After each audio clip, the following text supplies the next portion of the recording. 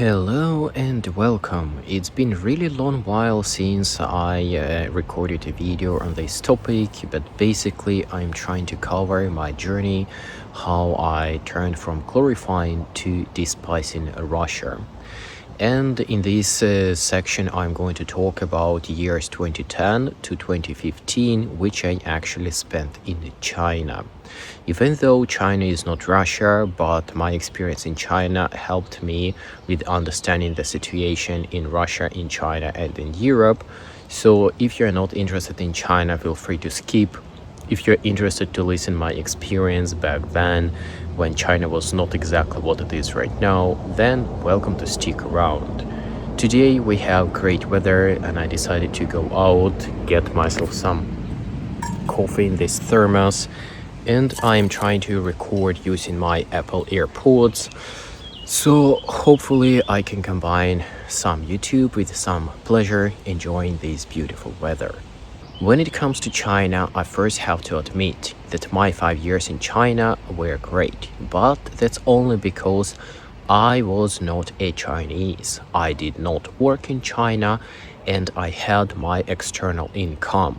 If I would try to work in China, or if I would try to integrate into the low class or middle class Chinese society, that would be a complete different experience and a total disaster for me. Several times I tried to find a job in China, and several times I tried to start a business in China, and that all failed. Through all my 5 years living in China, I had my online job where I worked as a software engineer and I had a decent income. It was not too much, nothing special, but it was enough for me to cover my needs and have a little bit extra.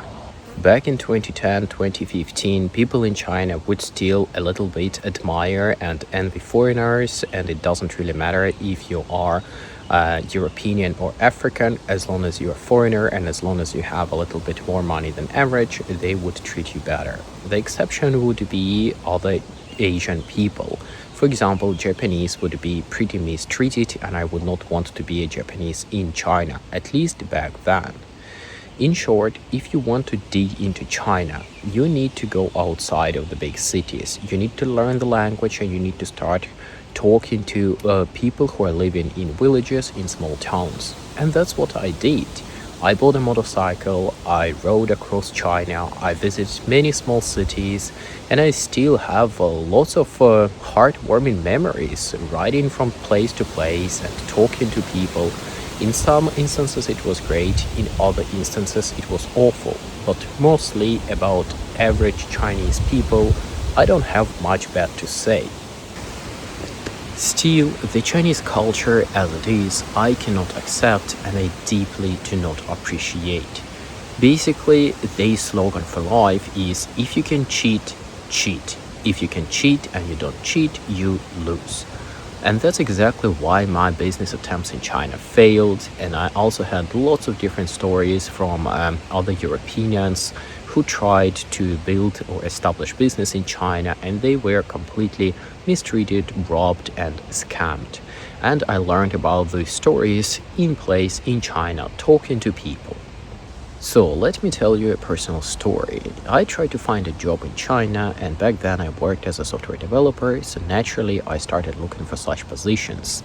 I went through several interviews, and in basically every company I visited, I've seen absolute deep disrespect from higher managers to the developers. In some cases, I would even witness how in the morning, for no good reason, the manager would just line up his developers in one line and just yell at them. And that yelling was not nice. They would use swear words, they would use curse words, explain the developers how pathetic, how useless they are, and how under-delivering they are. During the interview, I have asked the manager, why would he yell at his developers? What did they do wrong? And his answer shocked me. He said they didn't do anything wrong, and that's why I'm yelling at them, so they don't do anything wrong. This is something I cannot tolerate. This is something I do not fit in. So I naively thought that with my European mindset, I will establish an office, I will hire some Chinese talented people, I will treat them well, they will treat me well back. Well, that went horribly wrong.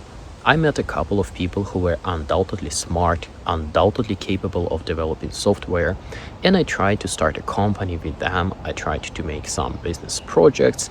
I took on some customers from abroad and started developing.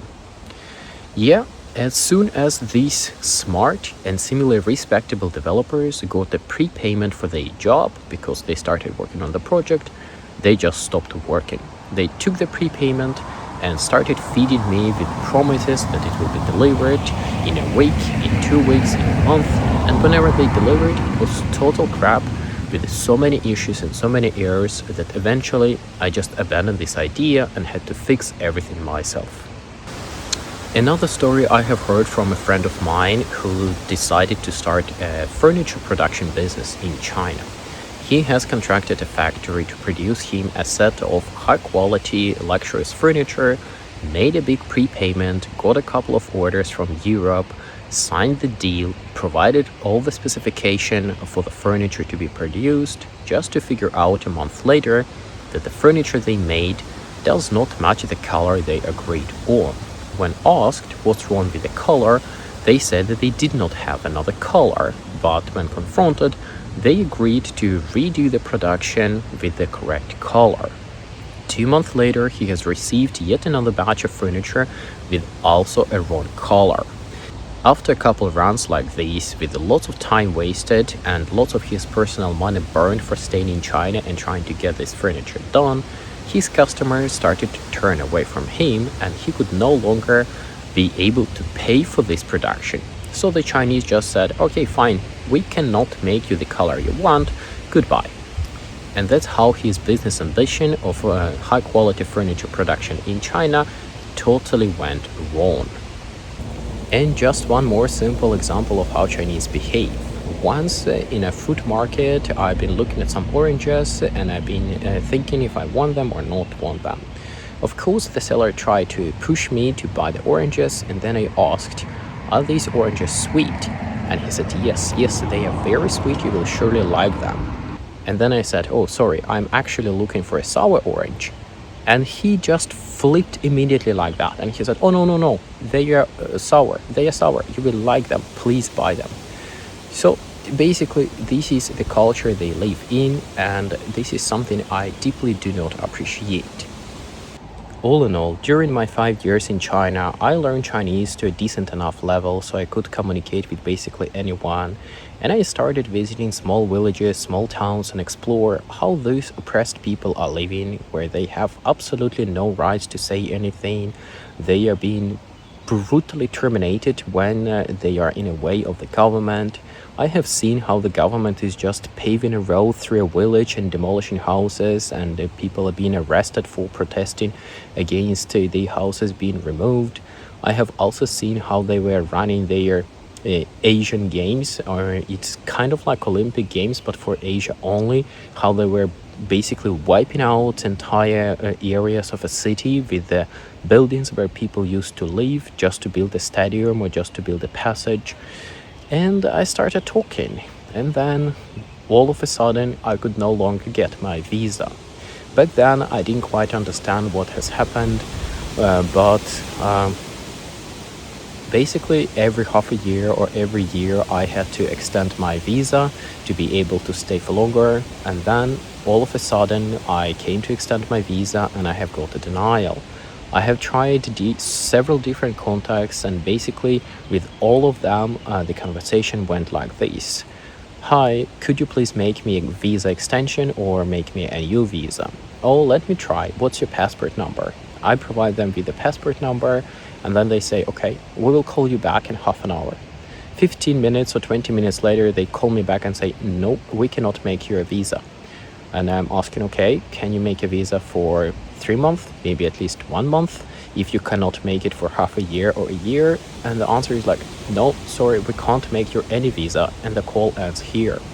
So I suspect that I just got blacklisted, and that could very well be, because later on in I think it was 2017.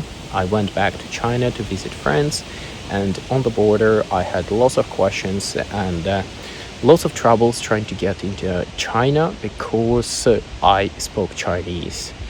I had a mistake telling the officer that I do speak Chinese. They started questioning me, why do you speak Chinese, where you learned, why you coming to China, and so on and so on.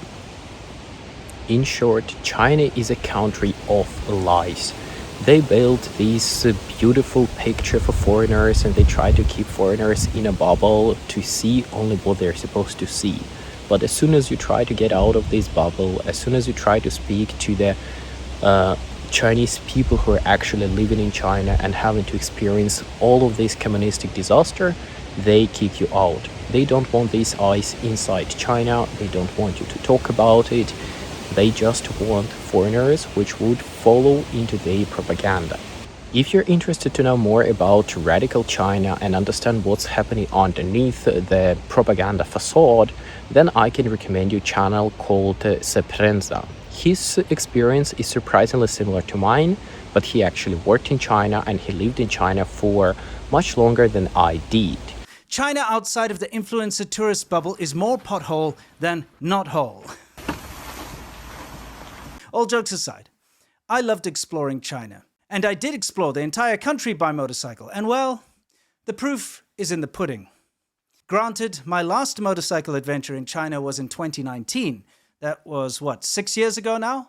I know China builds fast. I mean, look at the newly built mall that had only been open 3 days and the ceiling collapsed on Monday, injuring 8 people. Almost everything he tells in his videos I can confirm either hearing about it or seeing it with my own eyes. So if you think that he is exaggerating, well, he is not. And even though my personal experience in China was significantly better than his, because I did not stick my nose where I'm not supposed to that often, I can still confirm that what he's saying is correct. All in all, 5 years in China was enough for me to either completely break or significantly shake in my delusional opinion that Europe is a rotten place and Russia and China are the great prospects of the future. I tried to live there and it failed, and I was thrown away just because I wanted to have my basic rights. If you're interested to hear how it went for me later on, when I moved back to Russia and then from Russia I moved to Sweden, then maybe someday, sometime, I will be able to record the next chapter in this series. But for now, thanks for sticking with me. I hope you're having a lovely summer or spring day. Bye-bye.